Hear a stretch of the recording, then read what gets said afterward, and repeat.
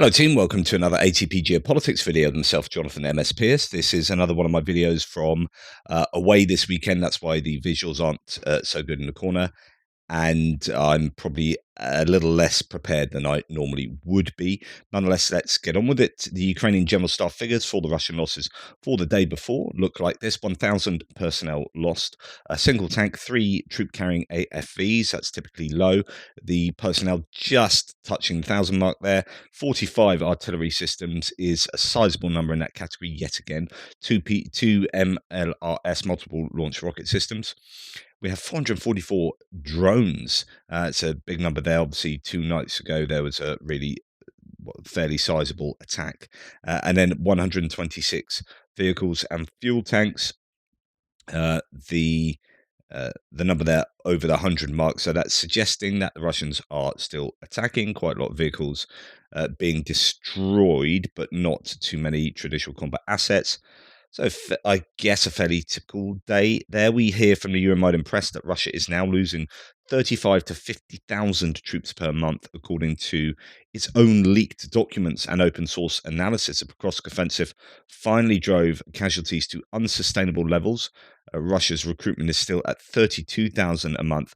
That, I think, would be called into question, the recruitment numbers there. We've given analysis of that previously. Those numbers appear to have significantly dropped. There are some claiming that actually their contract signing numbers have been around the 35,000 mark, 39,000, I think it was, something like that, for the quarter, for the last quarter, and it was fairly similar the quarter before. So that's looking like new sign-ons are about 12,000 and something a month. So I'm not sure. Is Russia losing 30,000 troops a month as its wider war on Ukraine grinds to its 44th month, or is it losing more than that, 50,000 a month or even more? Okay, so leaked documents reveal baseline Russian losses. A leaked document provides a baseline for Russian losses between the 1st of January and the 1st of September this year. According to the document, Russian forces suffered 281,550 casualties in those 245 days. So that is 86,744 killed, 33,996 missing, 158,529 wounded, and 2,311 captured. That's 35,000 casualties a month through the early weeks of Russia's renewed push toward Pokrovsk.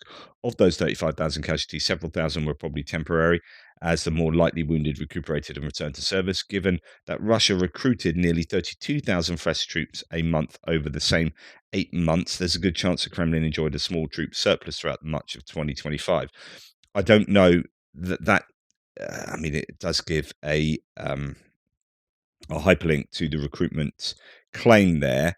But that could be contested.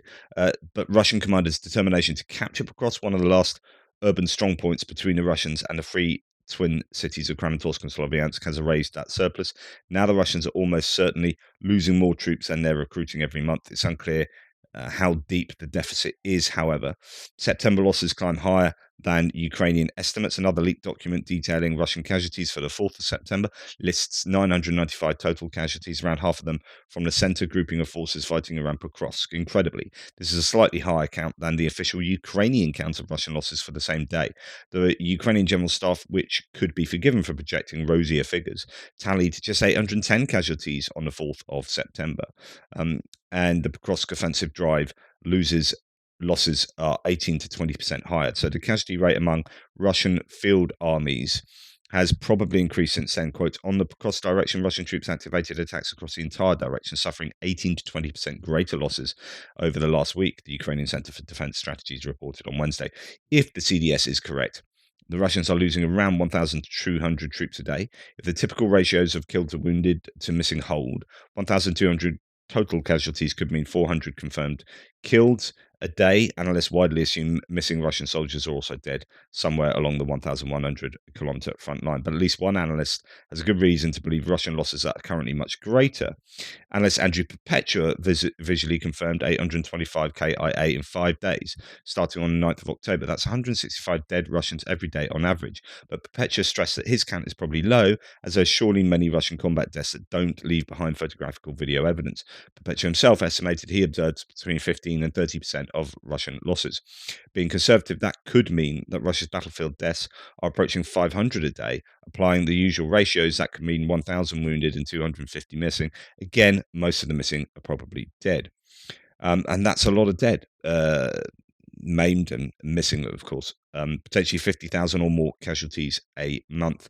Problem for the Kremlin is there's no evidence it has boosted recruitment to match the deepening losses. If the Russian military is still adding 32,000 fresh troops, that's up for question. A month, it's likely running a manpower deficit of around 20,000 troops a month that it can't replace, so on and so forth. So, uh, obviously loads of caveats applied to all of these analyses and all of the numbers, but that's not a good look for Russia. However, Pokrovsk is an area where the Russians are putting loads of pressure on the Ukrainians right now. We'll get there in a second. I'm going to start with this from AMK mapping, although a very sort of pro-Russian source. This video is still clearly, it's a real video. Footage showing 2 Russian Iskander-M ballistic missile strikes on supposedly Ukrainian Patriot air defense installations near Pavlohrad in Dnipropetrovsk Oblast. The strikes, which took place 3 days ago on October the 15th, so that's now 4 days, targeted the Patriot's launcher and radar station. The system has been covering the Pavlohrad area for the last 4 months. Now, you get the usual defense here of people claiming that, there are so many cuts right before the missile supposedly hits. Smoke also rises from a different location than the one zoomed in. They had a great quality video of the system in the beginning, but after that, it's just a bunch of cut up, bad quality shots of things. Other people, clearly a decoy, no secondary detonations visible, no post strike footage, no personnel around the battery. So take this with a big pinch of salt, right? So many people are claiming that it's a decoy, and there's evidence for that being a decoy. However, that's a fairly typical response to people who don't want to see really key bits of equipment being blown up. So it could be a psychological reaction, but actually, those claims of it being a decoy do kind of stand up. This isn't great video footage. There is no secondary detonation. White clouds like that generally, I think. Well, I'm just going to say a Patriot system could have been struck, but also it might have been a decoy. And this video footage is a bit rubbish. So I don't know. I'd just sit firmly on the fence and saying, don't know. But they might have had a Patriot system hit there. So, talking of Pokrovsk, in the last couple of weeks, the situation worsened significantly, says Playfar, for the Ukrainian defenders. Tight street battles in most of the city. The Russians are almost everywhere. Situation is critical. In fact, Scruffy Tales has done a video, I haven't seen it yet, on how the Russians might have flanked the Ukrainian defenses in Pokrovsk.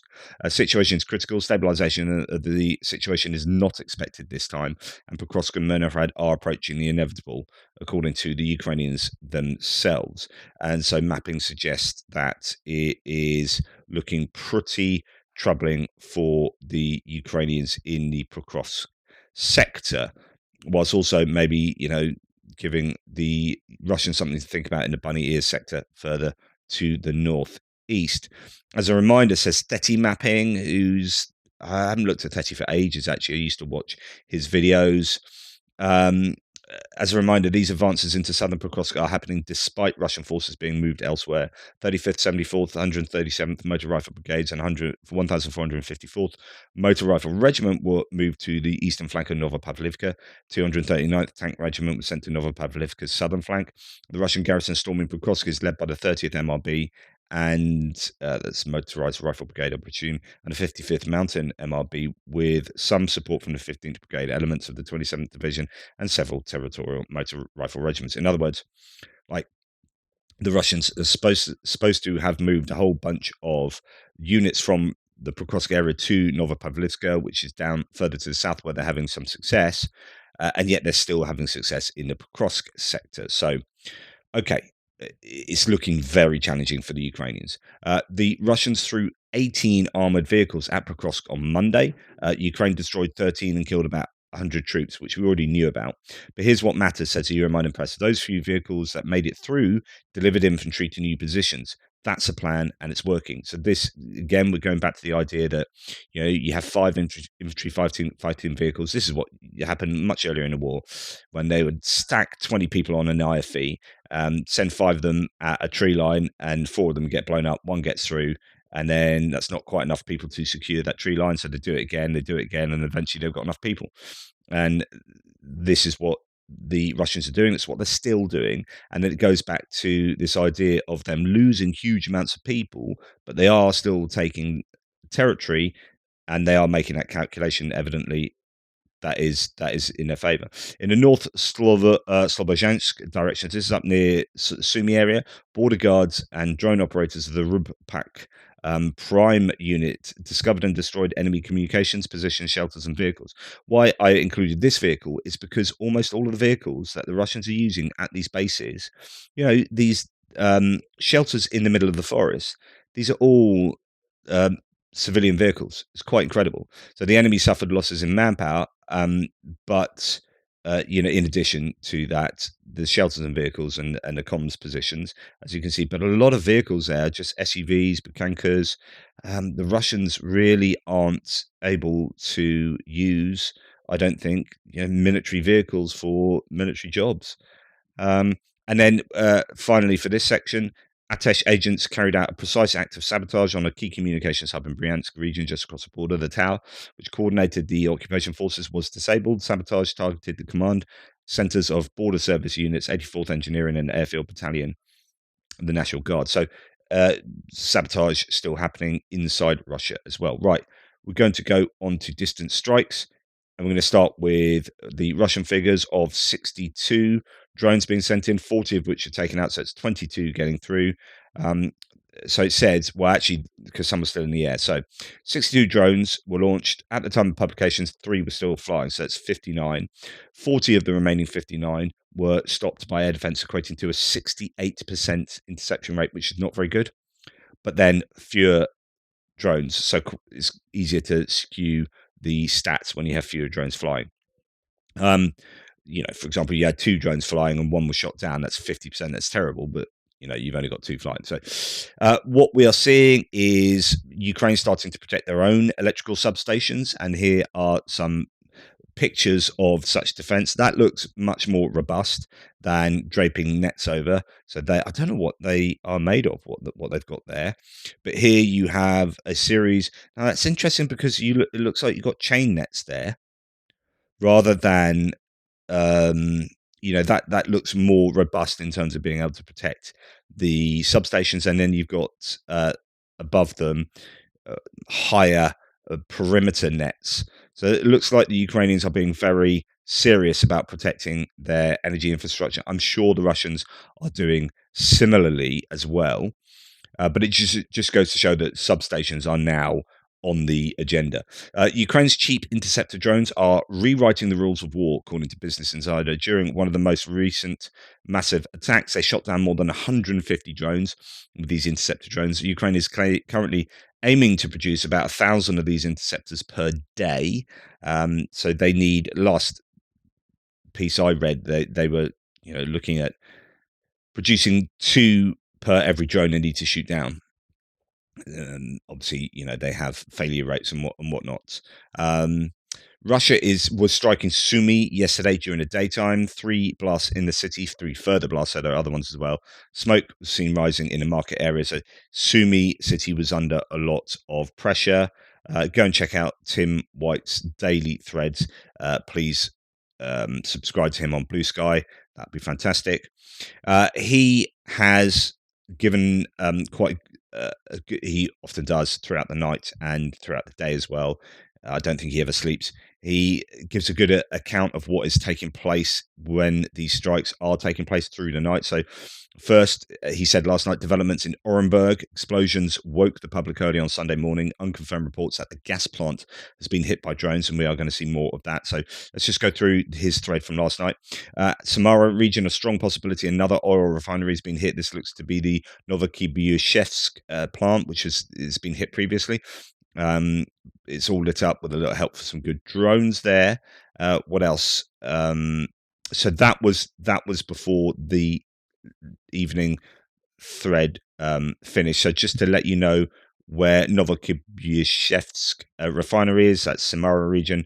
Russia has been in the Samara region of Russia, that was struck by drones. Huge fire can be seen from Samara. The refinery there produces 7.9 million tons of oil products annually, and it's around 100,000 kilometers from the Ukrainian border.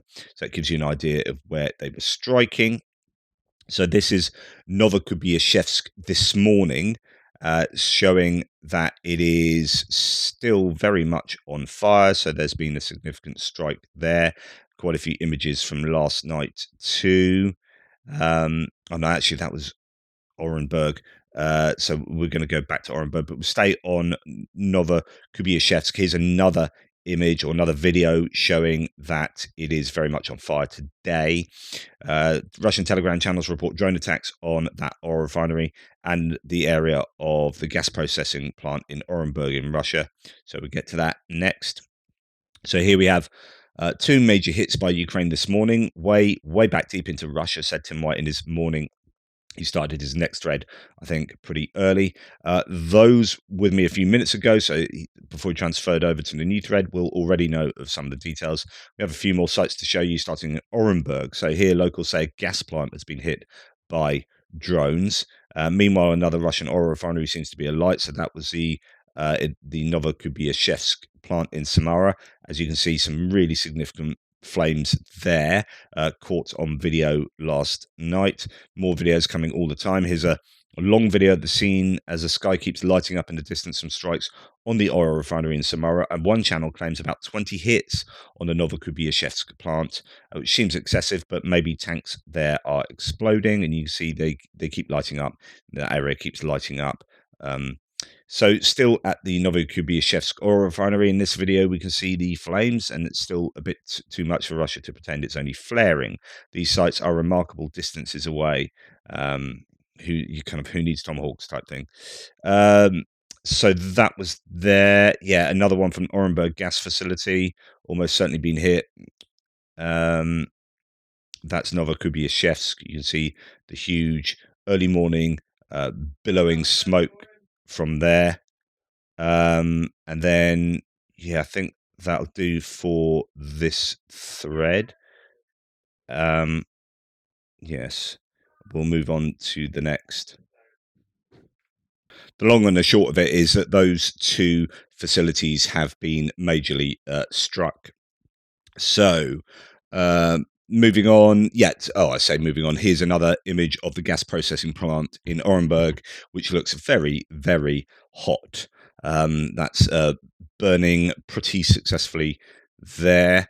And that NASA data, firms data, shows that the Orenburg gas processing plant near the LPG fractionation separation unit is on fire.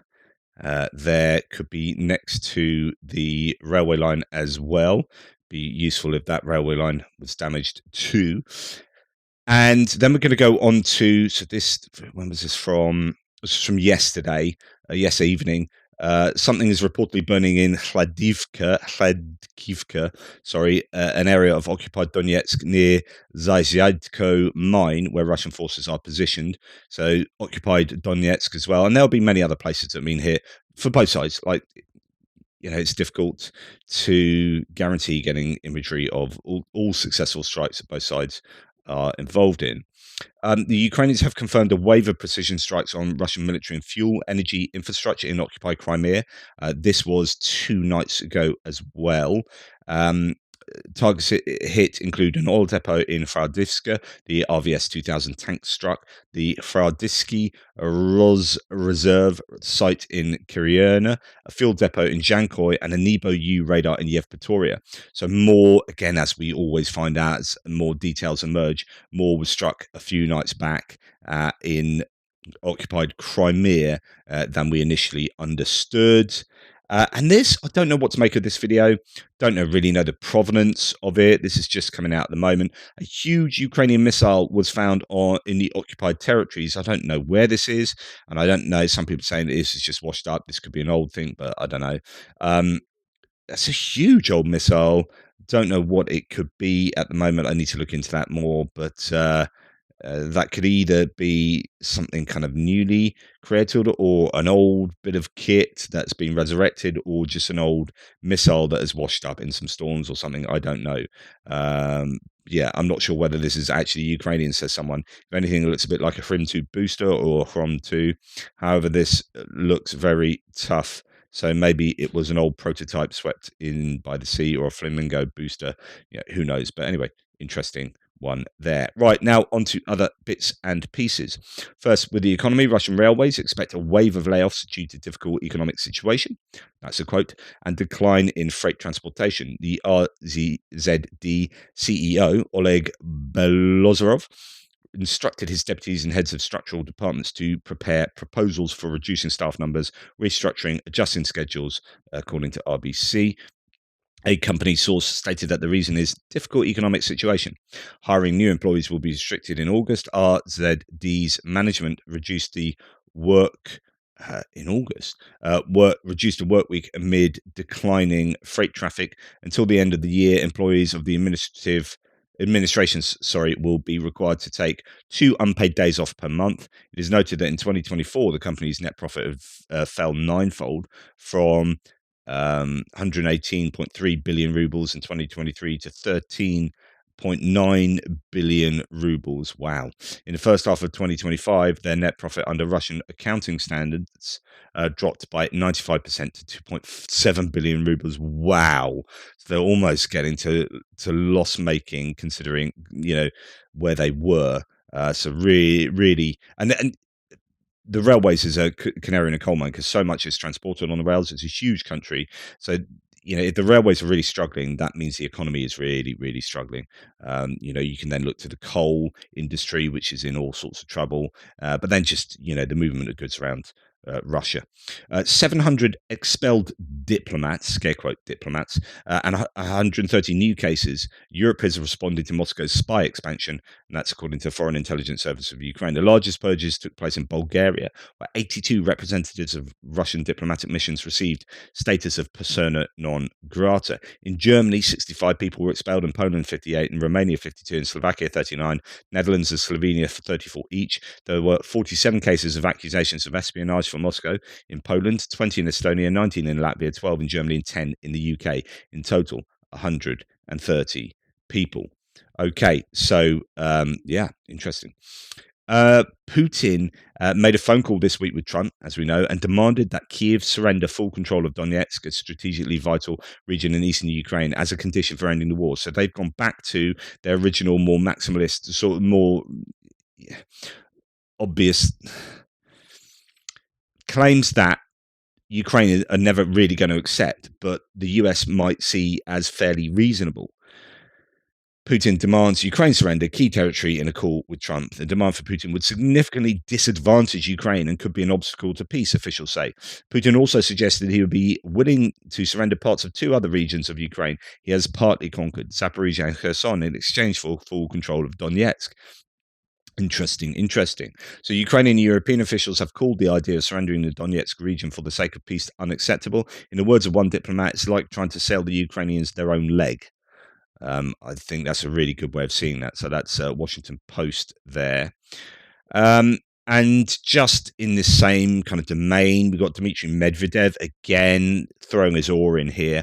He said during a meeting with a whiny beggar, so that's Zelensky. So this is the leader of, or the former leader of Russia, now still, a major politician. During a meeting with a whiny beggar, Trump said something obvious but rather curious. Quote, let Russia and Ukraine admit they're winners in this conflict. Yes, that's often the case after military clashes, but this isn't the case here. And it's not just that we need a victory with the conditions we all know. That's an axiom. The fact is that the current Bandera gang will not be recognized as a winner at home under any circumstances. And the dog Ghoul and his comrades understand this perfectly well. Not only the rabid Ukrainian Nazis, but also his political rivals will not forgive him for the loss of territory. Therefore, the end of the war means the death of the regime. So Trump's thesis doesn't apply here.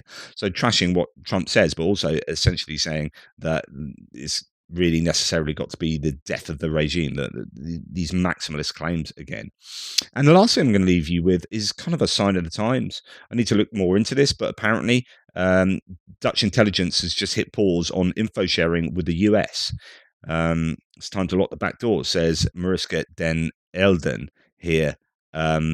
So Dutch intelligence services cut back on its sharing of information with the US. The Dutch intelligence services AIVD and MIVD have reduced the amount of information they share with their American counterparts, citing political developments in the United States under President Donald Trump and growing concerns over the politicization of intelligence and respect for human rights.